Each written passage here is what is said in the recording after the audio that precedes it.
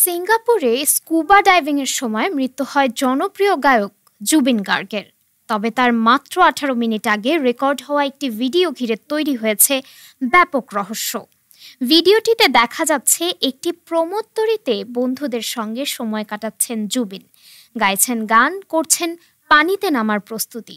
এই ভিডিও কি তার মৃত্যুর ঠিক আগে তোলা? এখনও এই দাবির সত্যতা নিশ্চিত হয়নি। তবে ইন্টারনেট জুড়ে ছড়িয়ে পড়েছে ভিডিওটি।